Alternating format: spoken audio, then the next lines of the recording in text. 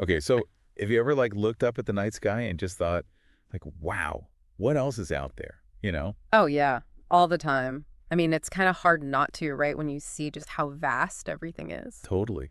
And it's not just us who are fascinated by this stuff. Like people have been telling stories about aliens and UFOs forever, right? It's true. It seems like there's this like deep human need to believe in something beyond ourselves. Yeah, exactly.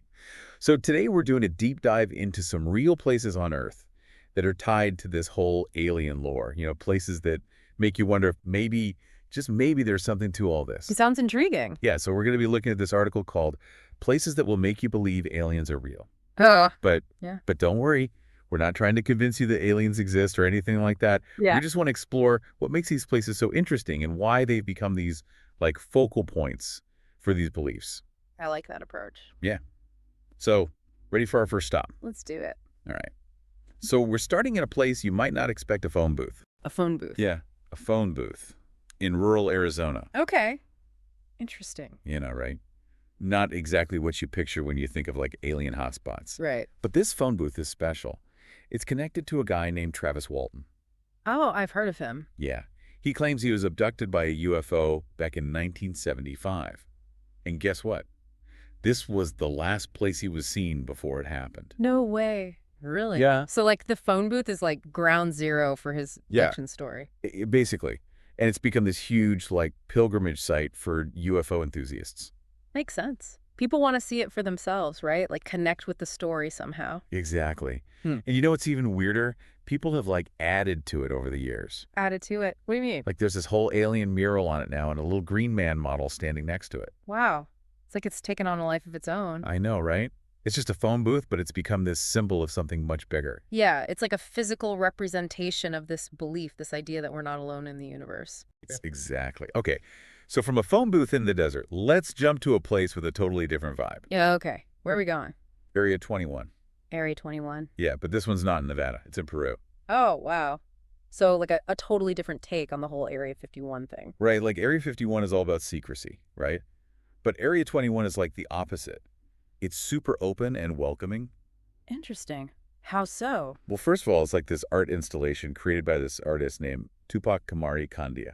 Okay. And he's all about blending Peruvian culture with this like sci-fi aesthetic. Cool. Yeah, so you'll find these like sculptures of crashed UFOs and signs that say stuff like free abduction, but in Spanish, of course, Abduction gratis. I like it. right? It's totally playful and tongue-in-cheek, Uh-huh. but at the same time, it's also exploring this deeper connection that Peru has to the cosmos. Oh, yeah. Tell me more about that. Well, Peru has this long history of astronomical observation, and their mythology is full of stories about like sky gods and celestial beings. That's right. I remember reading about that. Yeah, so Area 21 is kind of building on that tradition in a way, Hmm. but, instead of ancient gods, it's aliens. Interesting. So it's like a modern take on ancient beliefs. Yeah, exactly. Yeah. Okay, so are you ready for our next destination? Hit me. All right, we're heading to Japan. Japan. I didn't know they had much UFO stuff going on. Actually, they have a pretty long history with it. Like way back in the Heian period, which was from like 794 to 1185, they have these texts that mention these things called sushachiban. Jushachiban, what's that? They describe these like unidentified flying objects that look like Buddhist symbols. Flying symbols? Wow, that's a new one. Right, I know.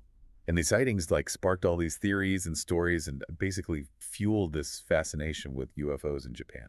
That's so cool. It's like these ancient stories are connecting to modern UFO lore. Exactly. And, fast forward to the 1980s, there was this whole UFO craze in Japan. Really? I had no idea. Yeah, and that's when this place called Cosmo Isle Hakui really took off. Cosmo Isle Hakui. What is that, like a theme park?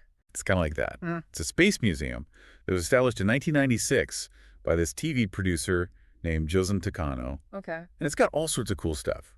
Like they have a Vostok capsule, Russian and NASA rovers, a planetarium, even a UFO research room. Wow. So it's like a celebration of space exploration in general, but with a special focus on UFOs. Exactly. And it's really popular with like space enthusiasts and UFO believers. I can see why. Okay, so where to next? Let's go to the UK, to a place called Rendlesham Forest. You might heard of it. It's sometimes called the British Roswell. Oh, yeah, Rendlesham Forest. That's where that big UFO incident happened, right? Yeah. Back in 1980, there was this alleged encounter with a UFO by some U.S. Air Force personnel stationed at a nearby base. Right. And there were like lights in the sky and strange markings found in the forest. Yep. And ever since then, Rendlesham Forest has become this, like, hotbed of UFO activity. So what's it like there now? Well, it's actually a really beautiful woodland area. It's popular with families and stuff, but it's got this whole other layer to it now. Oh, Yeah, they've got this marked UFO trail that you can follow. It takes you to the spots where the alleged encounter happened and where they found those strange markings. that's really cool. I can imagine people walking that trail and like feeling that sense of mystery and wonder. Oh, totally. And Yeah. they even have a replica spacecraft placed at, like, the supposed landing site. No way. That's awesome. I know, right? It's like they're embracing the story and making it part of the whole experience. I love that. Okay, so one more stop, right? Last but not least, we're going back to the U.S., to a small town in Texas called Aurora. Aurora, Texas. What happened there? Well, back in the 1890s, before Roswell was even a thing, Aurora had its own UFO incident. Really? Tell me about it. So the story goes that a UFO crashed near Aurora and the pilot died. Wow. And they say that they buried the pilot in the local cemetery. There were even rumors of a headstone with, like, an etching of the alien ship on it. Seriously? So did they ever find the headstone? Nope, it supposedly disappeared. Hmm? And the grave itself is gone too. So it's like a mystery within a mystery. Right? It's like a real-life X-Files episode. Totally. But here's the thing that I find really interesting.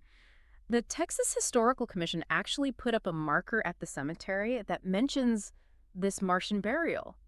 Wait, really? Yeah, it's like right there alongside the names of all the actual people who are buried there. Wow. So even though there's no, like, concrete evidence, this story has become part of the town's history. Yeah, it's like this blend of fact and folklore, and it just shows how powerful these stories can be. I agree. So that was our whirlwind tour of places that make you believe. Or at least make you wonder. Right, exactly. We went from a phone booth to a playful art installation to a mysterious forest to a small town with a very unique story. It's amazing how these places can capture our imaginations and make us think about the possibilities. It really is. Yeah. And I think ultimately it all comes back to this, like, human desire to explore the unknown and to connect with something bigger than ourselves. Yeah, like we're constantly searching for answers to these big questions about our place in the universe. Exactly. And these places, these stories, they give us a way to grapple with those questions, even if we never find definitive answers. I think you're right. It's the mystery that keeps us coming back for more. So what do you think? Mm. Are there other places out there waiting to be discovered? Other places where the line between reality and belief blurs just a little bit? I'm sure there are. It's a big world out there full of stories and secrets, just waiting to be uncovered. I guess that's for another deep dive. I can't wait. Me neither. Me neither. All right, that's it for today. Thanks for joining us. See ya! See ya.